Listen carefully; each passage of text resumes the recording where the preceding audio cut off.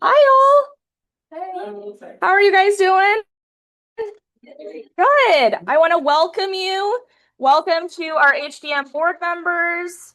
Welcome to our volunteers and welcome to our attendees. We're so glad that you're here. This is the first time talking to all of you. My name is Rebecca Wacker. I am the new intern, so I get to be here for a full year and see all of your beautiful faces every month. Thank you. Thank you. So thank you all here for attending tonight in person as well as our friends who are attending virtually. If you guys wouldn't mind taking out your cell phones and putting them in silent mode if you haven't already done so. And for those of us tuning in virtually, please let us know where you're from and how many people are with you. Also, if you have any questions, please feel free to put them in the chat. We will ask for all of your questions during the Q&A. Tonight's presentation will also be recorded and posted to the History of Diving Museum's YouTube channel.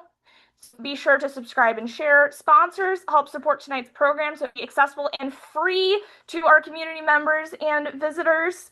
So we want to say a special thank you to our member mingle sponsors, Captain Sharky's Key Largo Water Adventures, as well as Trident Service Supply Diving. Absolutely. And then our Immerse Yourself sponsors, including our HDM board member, Barb Draves, and the Newton family. And then as for grants, we're very thankful to the Florida Arts and Culture for helping sponsor this. And as for ongoing events, please check out Prescribed Pressure. That's our featured exhibit on display that's going to be through the end of the year. As well as Blue Star Museum program goes through Labor Day. So that means all of our active duty members, they always get in free, but they can bring up to 5 family members with them to the museums for free through our Blue Star program. Next month, we hope you join us again on Wednesday, September 16th. Nancy Yersau is a marine biologist and founder of the nonprofit organization Get Inspired. We congratulate her as a 2025 inductee into the Women's Diving Hall of Fame. She has been leading restoration projects in Southern California since 2002, and Nancy will join us virtually to walk us through 10 years of giant kelp forest restoration, including the release of white sea bass and green abalone into those restored kelp forests. Nancy will also discuss restoring pismo clams, which is very exciting, and that's up next. But tonight we welcome Tom Potts. He is the science director at Deep with 30 years of experience, and he is helping shape the future of sustained human presence beneath the sea. Tom has more than 30 years in marine science and undersea operations. He is working with Vanguard Habitat team to expand scientific discovery, technology development, and ocean stewardship. We appreciate you being here to share the exciting developments happening here in the Keys. So without further ado, here is Tom. This is not the first time that we've been here. We've been here maybe 3 or 4 times, held events here. This is a tremendous facility. I always love coming back here. We can keep this interactive. If you have questions at any time, feel free to ask me. We also have Luke and Angeline in the back row who are our Habitat operations team, 2 of 11 that we now have on staff. So they have been offshore at Vanguard for a number of days, oftentimes 6 and 7 days a week, as we ramp up to get ready for this upcoming operations season. So when I first was asked to give this talk, there's a number of different ways you could sort of enter into it. And I kept coming back to just one theme, and it's, what would you do if you could live underwater for a week? And as we go through this, remember this, and we'll come back to it at the end, and you might have a different perspective at the end of this. But before we talk about living underwater and the time that it allows, we got to really understand why spending that much time underwater matters. Down here, we don't necessarily need to reiterate this point, but coral reefs are probably the most elaborate structure that's ever been built. Thousands of species use the reef at some point during their life cycle. Every reef crevice, overhang, ledge is living space for a variety of different organisms. Um, Although they only encompass about 1% of the ocean floor, over 50% of federally managed fish species spend some part of their life cycle on the reef. So even if you don't dive, if you don't spend time offshore, you may be affected by the seafood you eat or the coastal economies that it supports. Reefs are also a natural breakwater. The last estimate I saw was that their structure can reduce 95 to 97% of incoming wave action. And that translates into billions of dollars saved annually from flood prevention and economic disruption. And what's really interesting to me is the biomedical and pharmaceutical compounds that we're discovering from reef organisms, sponges especially. Over the last 20 years or so, we've seen antiviral, antibacterial, antifungal, anti-cancer metabolites isolated from sponges that were captured on the reef. And typically, those type of projects are secondary. They come out there with a different research question, and then they find out that there are other applications for what they're doing.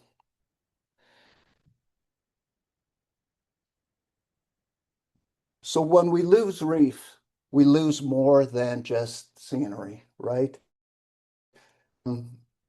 Reefs are more than just scenery.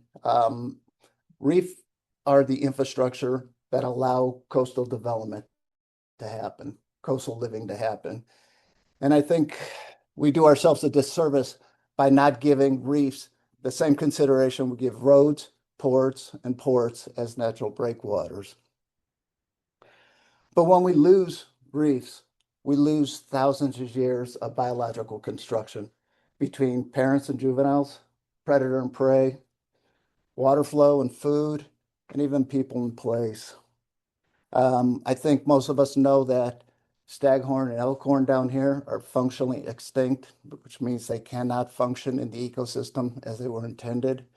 Um, and the last estimates I saw were somewhere between 2 and 3% live coral cover on most of the reefs. So, understanding how reefs change and why is becoming increasingly urgent. So corals are not just a simple organism.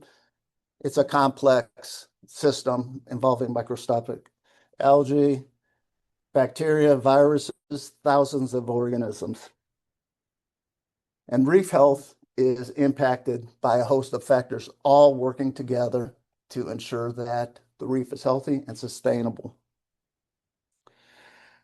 But the interesting thing is, and we found this out over a number of years, is the reef continues to operate, but our observations of it don't. And this is where historically marine science has failed.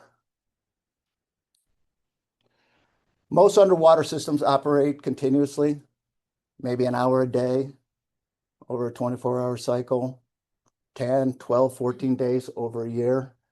We miss things like what happens when spawning occurs at hour 4 when it actually happens at hour 7. Or we miss an oceanographic event that impacts a reef between our 10 or 15 or 20 days before we can actually get back out and sample it. So that's a knowledge bottleneck. It's not a lack of smart scientists. It's a mismatch between human time and ecological time.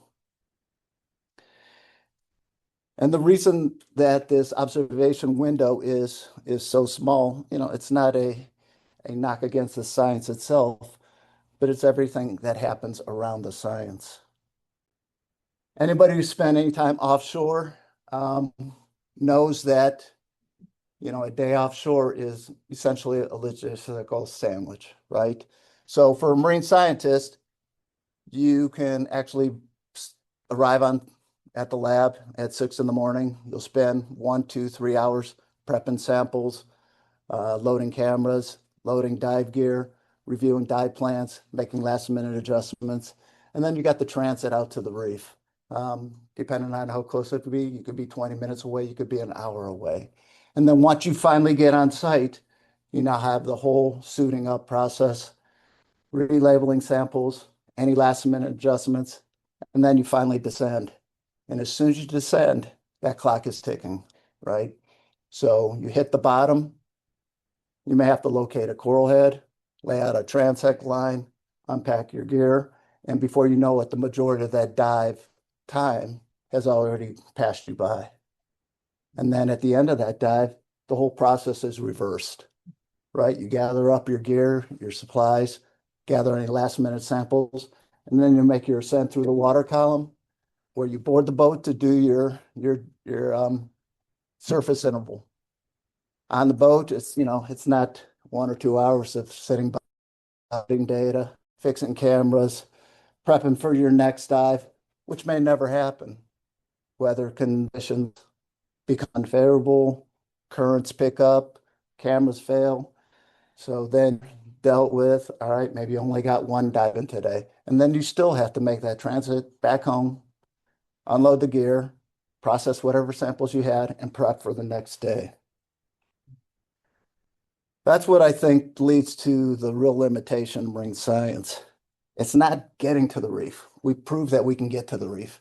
It's actually spending enough time on them to understand what the heck's going on. So what happens when we change the commute? A diver from the surface may ask, realistically, how much work can I get done sandwiched in between all these logistic nightmares? An aquanaut who actually lives on the bottom starts to ask different questions. What can I do if my study site, if my lab is right next to where I need to work? So you move from being a visitor to the reef at discrete intervals to actually becoming a temporary resident. So I apologize for the divers in the room, but to understand saturation diving real quick, it's a simple matter of physics and dive physiology, right? We're all saturated right now. We're saturated at 1 atmosphere, which means the dissolved gas in our blood and tissue is in equilibrium with the atmosphere we're at right now. But the real question is what happens when you apply pressure? What happens when you go underwater? What we found out through the 60s with George Bond's work is all that inert gas gets pushed into your system, your bloodstream, and actually, and the deeper you go and the longer you stay, the more inert gas is accumulated in your tissues and blood. Sort of like, the sponge in the water. You put it in and it takes up so much water.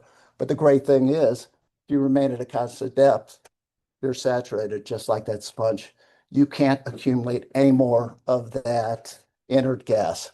The beauty of it is you only have to make a decompression stop one time at the end of the mission. So this leads into about a tenfold increase in productivity. So the easiest way to think about it is if you were diving from the surface to 90 feet, you're making repeated 90-foot dives. But if your habitat is at 50 feet, that same 90-foot dive is essentially a 40-foot dive because you're saturated at 50 feet. So just knowing the dive tables, you can see how much bottom time you gain.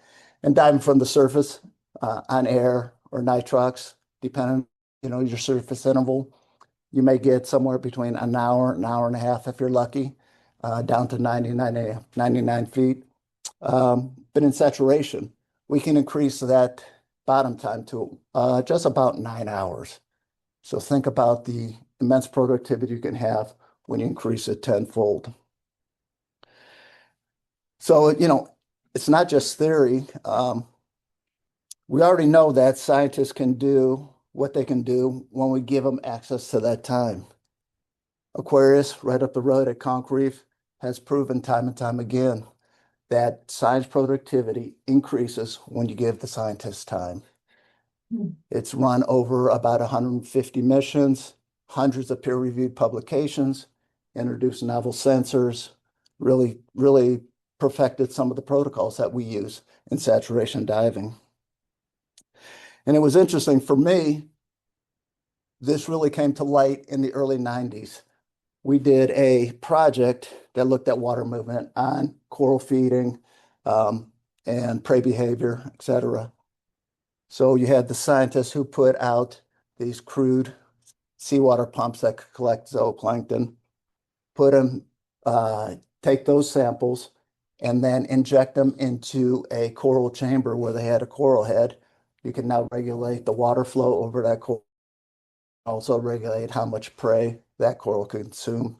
They immediately fixed the corals and dissected, and they were able to get a gut content, which is neat because it is a very basic science type of question, but the applications are pretty immense because now we can start to see where do we put relocated corals, what corals work in certain environments, rather than just sort of taking educated guesses.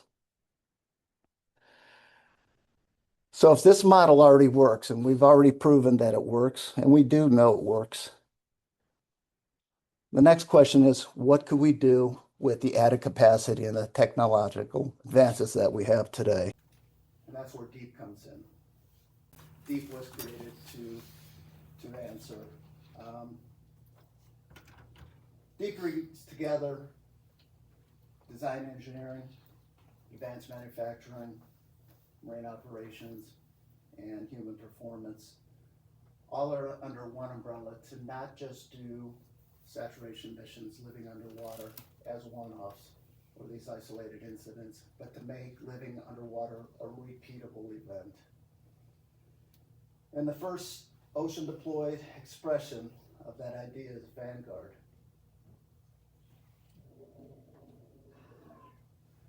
So it was deployed on June 14th, correct me if I'm wrong, June 12th. Yep, and Tennessee Reef, 56 feet of water. It's about 35 feet long, 8 feet in diameter. Houses up to 4 aquanauts for multi-day missions.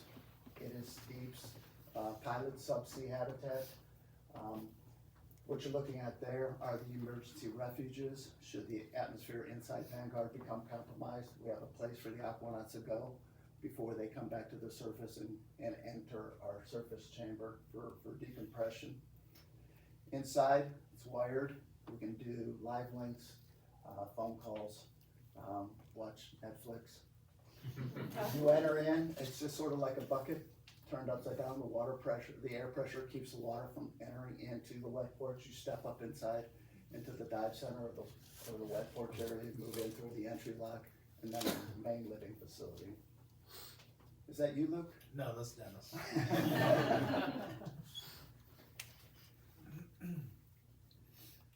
So once scientists are living inside the reef, inside Vanguard and on the reef, what they can do starts the questions they ask and start to change. So now what we can see is you can conduct repeated experiments, repeated excursions. You're not limited to 1, maybe 2 dives. You can repeat sample a coral head or a different study site in the morning, noon, afternoon, night. Gives you that continual access.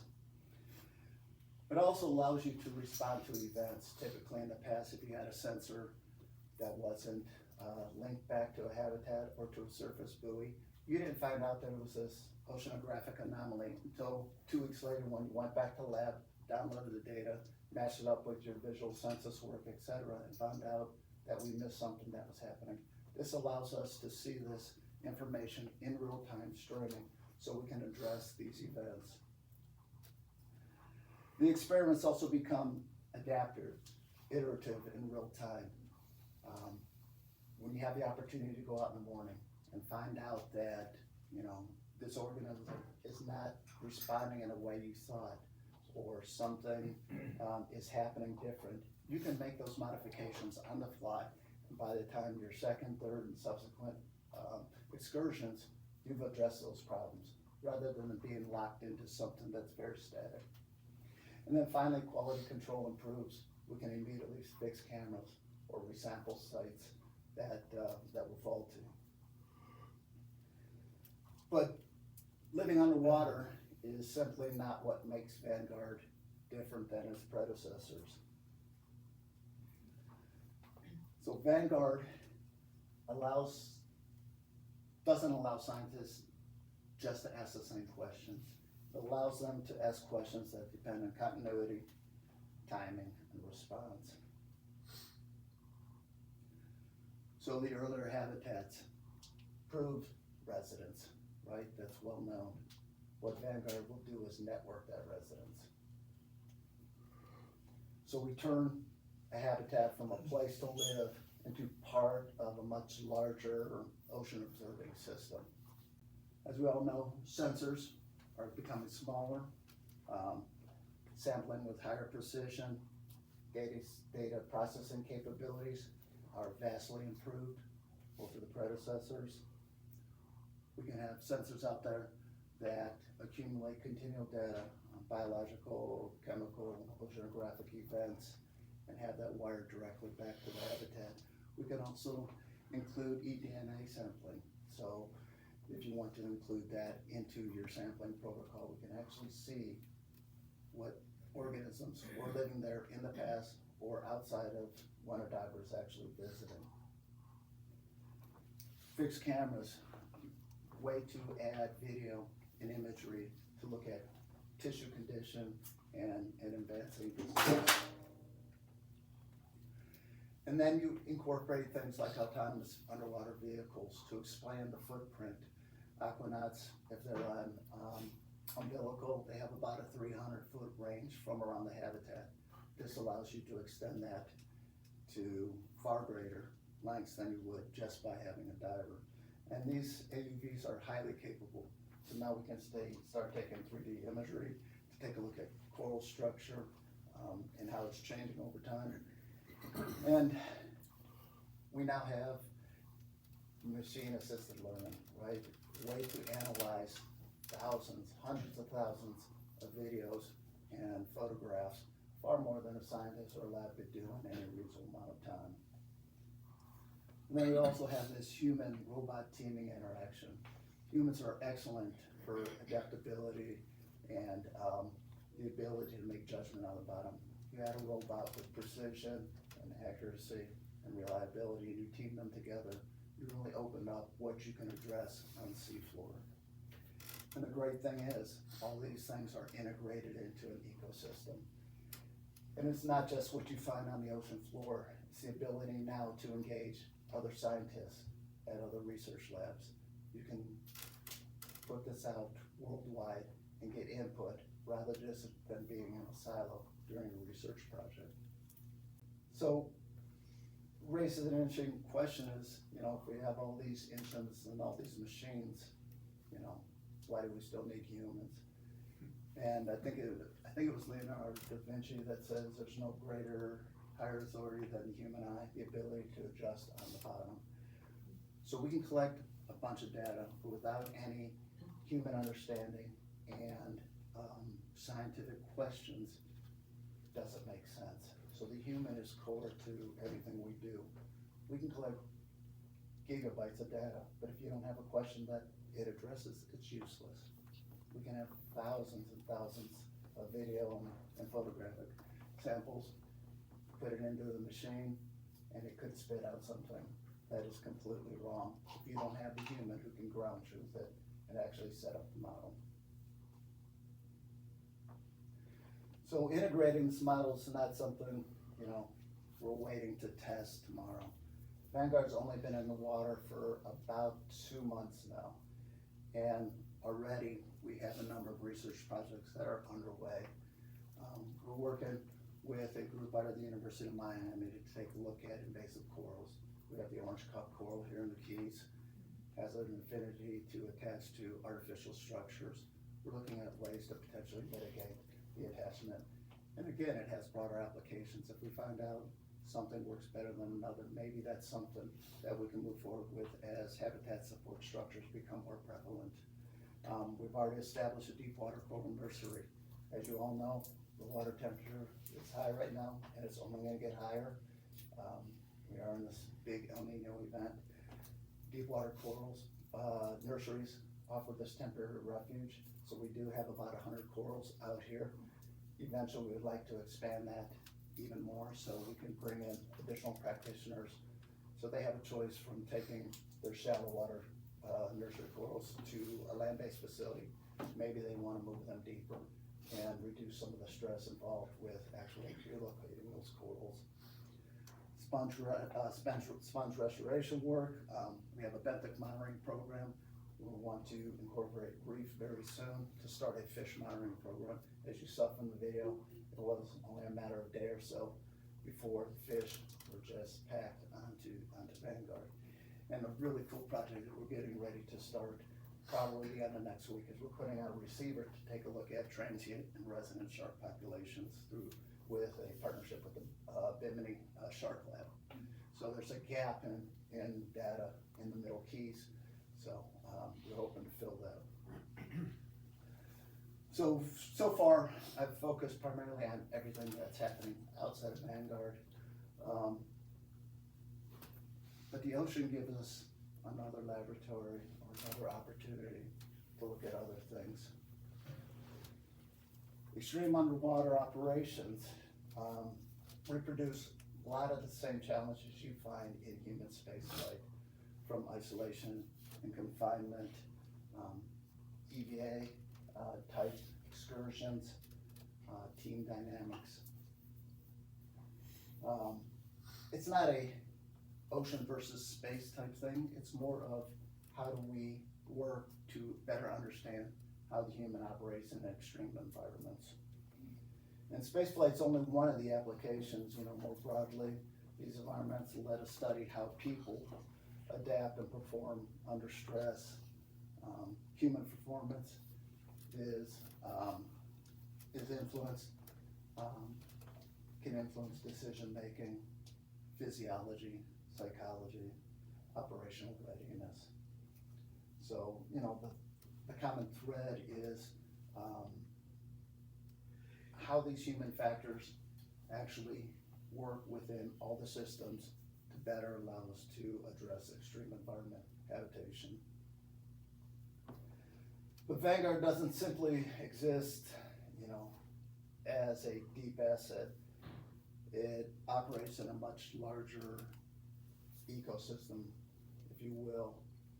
When we first started working, developing Vanguard in late 2023, the first call was to the sanctuary. We know we needed to be in a protected area. So the first thing we did was actually go through this 5-year strategic plan that the sanctuary put out, looked at ways where deep could augment what the sanctuary was already doing or wanted to doing and start to fill in some of the gaps. Technology development, training, engagement, conservation, those type of things. Once we had a framework for that, then we went to the blueprint as different sites were being reclassified as different areas of protection. So we identified probably a dozen potential sites within the Keys, from North Key Largo all the way down to Key West. And working hand in hand with the sanctuary, we ultimately decided that Tennessee Reef was an area that was of high interest to them from a science perspective. So we progressed down that road.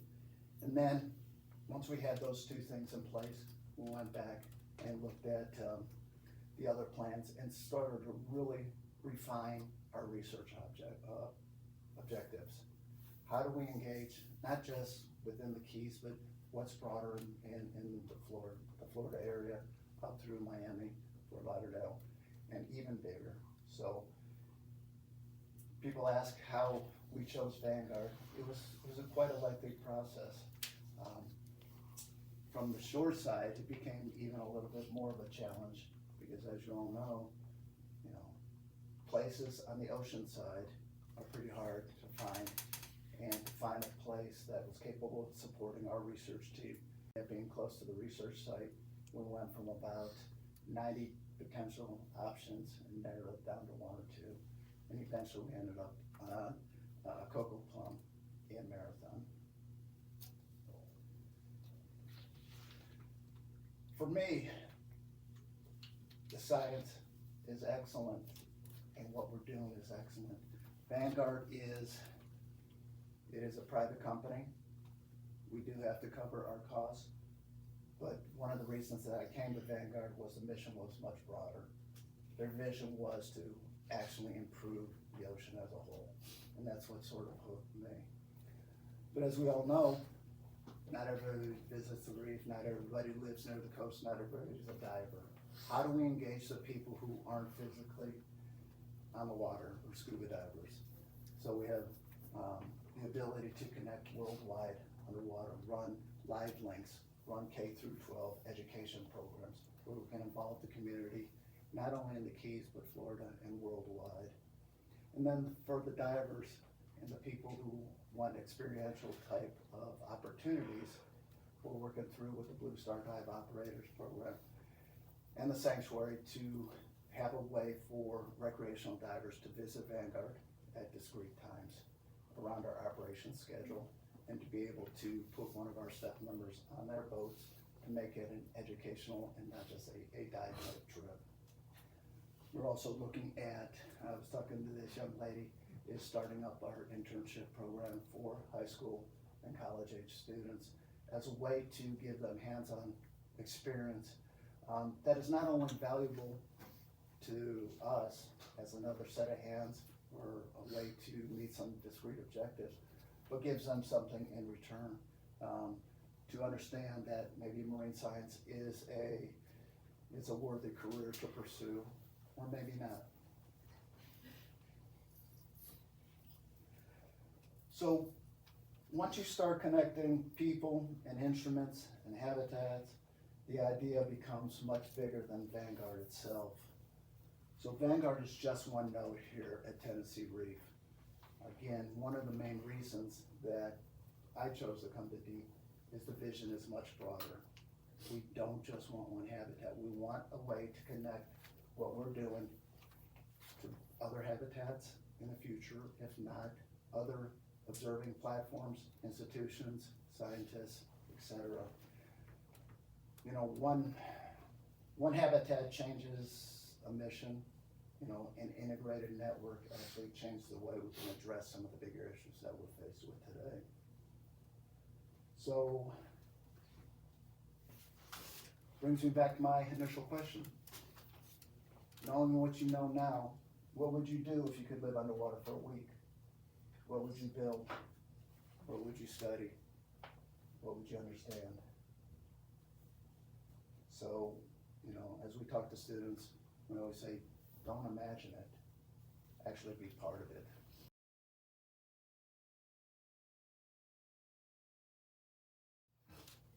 Happy to take any questions.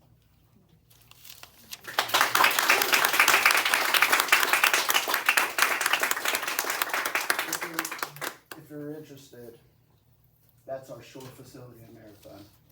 It is the old Lake Marlin Marina, so we own from the road all the way down to the peninsula, about 2.5 acres. We have a recompression chamber on site. We have another recompression chamber on the boat, so should anything happen to Vanguard, we can bring the aquanauts out, put them right in a deco chamber on the boat, bring them back to shore, and finish their decompression on shore. So we have about 1,200 linear feet of dock space, which is pretty awesome. We're working with a partnership with the Sanctuary with their buoy team, so whenever they're working in the Middle Keys, they won't have to trailer boats from Key West or Key Largo or anything like that. Can you visit that facility? You can, just,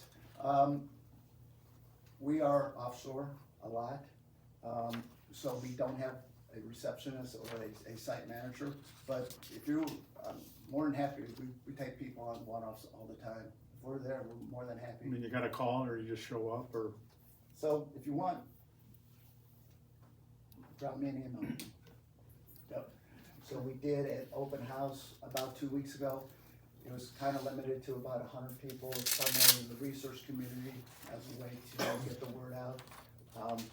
We do have a request for proposals that hit the street, the letter of intent date closed. We do have 8 high-quality research projects that we are getting ready to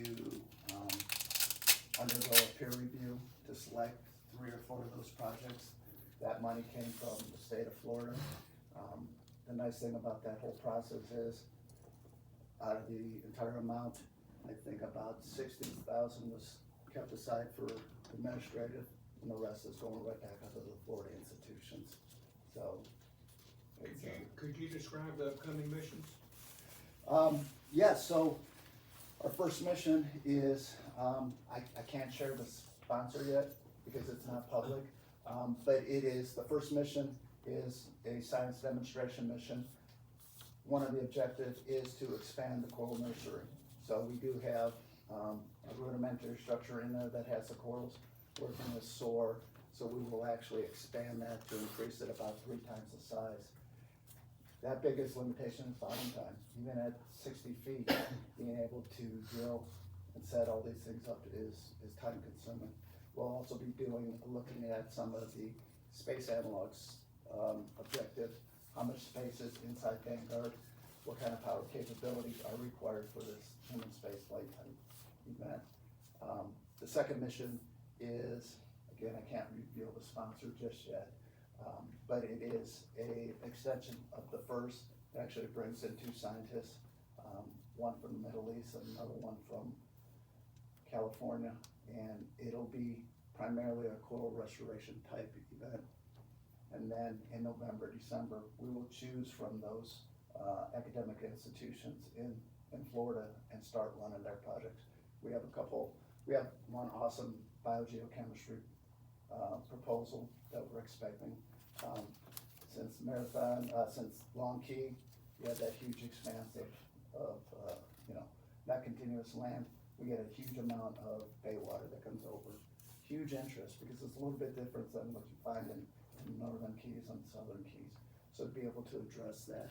We also have a couple restoration type proposals that we'll go through review, and we probably have 2 or 3 human robot teaming type exercises. How do we involve AUVs in monitoring the reef, and how do they engage with the aquanauts? What, 2 quick questions. What's the upper depth limit for the aquanauts during their work, and then what's the deco schedule? Yeah, so look, I think the upper limit in the past, the upper limit has been right about 30 feet, right? So you can make upward excursions. And the deco at we have what's known as storage depth, that's where the aquanauts live, is about 41, 42 feet, somewhere in there, so you're saturated to that. So our decompression schedule is roughly about 15 hours and 45 minutes at the end of the mission. So we will dive in the morning, bring the aquanauts in, do a 3-hour hold, and probably about 3 or 4 o'clock in the afternoon, we start the deco. So most of the deco happens when the aquanauts are asleep. Next morning, we bring them back down to bottom pressure, hatch swings open, put on their gear, swim to the surface. Sir? So as a scientist, and you're studying reefs in Florida, aren't you already looking at reefs that are pretty compromised, so you're limited in Absolutely. data that you can get? Absolutely, yeah. Yeah, so it's called, well, you're probably familiar with shifting baselines, right? So everything that happened in the 60s, 70s, and 80s. Well, I was thinking, why isn't it in Cuba? Well, there's a couple obvious reasons, but we could put a habitat anywhere, but we need it to be in a protected area. One, for aquanaut safety. You can't have just a dive boat pulling off and having them drop anchor and then having a bunch of divers on it. Secondly, we wanted to protect the area, so as scientists put out long-term science experiments, nothing would happen to them. Granted, it would be great. I would love to put a habitat down in the 60s. I think they're working with the United States with, what's his name? We met a marine biologist in Cuba, so.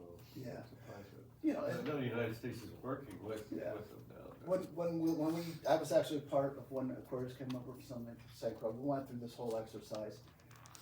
And to keep the cost reasonable, having access yeah. to it, by the mainland is a huge benefit. If you bring a group of students down, putting them on a plane and flying them into the Caribbean becomes a costly proposition.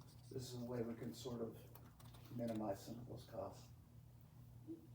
When someone asks a question, if you can repeat it, Okay. the Zoom people out there would have a much more enjoyable experience. Gotcha, thank you.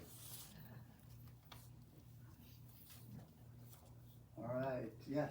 The work that you're doing with Bimini, like Yeah. the sharks, is Yeah. it for hammerhead populations and migration patterns or other sharks as well? I don't know. I'll let you know next week. We're meeting, Matt Smolka and our Ally. They're coming down. I talked to them last week, so they're coming down, so I'll figure out one. Have you done any research into I forgot to say the question, and I'm sorry. Do you know if they'll be looking into anything about weather? Like what happens during the storm to your aquanauts under there with the Yeah. hurricane season? And Yeah, is that information gonna be yeah, teamed with NOAA? Is there anything with that? yeah, so, Repeat the question. all right, so it's almost a two-part question is how are we dealing with, severe weather events and the collaboration involved with NOAA? So initially, Vanguard, there are 4 25-foot deep caissons into the bottom. The piling is grouted into those caissons and chains connect the caissons to the base plate part of the lab. So at the end of the world, head offshore to Tennessee Reef, because that is not moving, that is not moving. The surface buoy above it is fashioned in such a manner that we can actually bring it inshore during, a weather, either Cat 2. It can survive up to a Cat 3 on its existing 4-point mooring.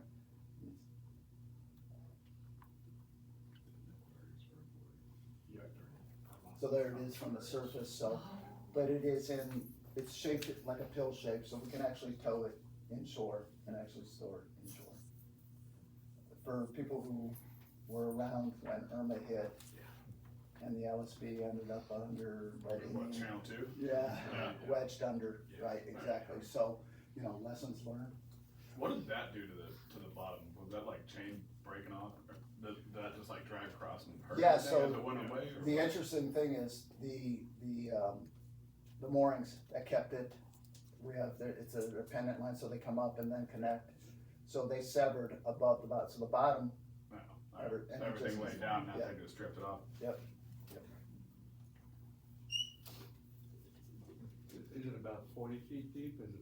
it's 56 feet right underneath Vanguard, yes. Yes, we got about 30 feet of water over the top of us, somewhere in that neighborhood. Thanks, Tom. You talked a lot about sensors. Do you guys currently have sensors monitoring specific metrics right now? So for the question. Questions? The question is, do we have sensors right now? We do have a SOFAR buoy.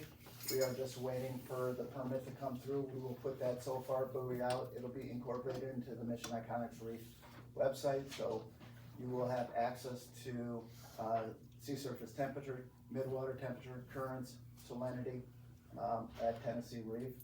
It's helpful for us from an operational perspective, because as you know, as things have, happened in DC, our weather forecasts are becoming a little less accurate. So this is a way for us to be able to pull it up on our phone and know, when they're saying, 2 to 4, it's really 3 to 5 or something along those lines. We do have plans to purchase a YSI multi-parameter sonde. That's in the works. It's just a matter of time right now to get everything in, but that will collect about 20 different oceanographic mid-ocean parameters, and that'll be on Vanguard itself. Yes, ma'am?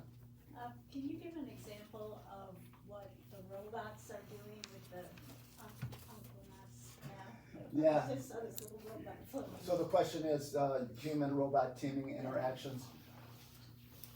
The best project for that was the Nemo projects that we've done with NASA. So, the saying was, when we get to an asteroid or Mars or wherever, you can't go to Walmart to get what you made, right?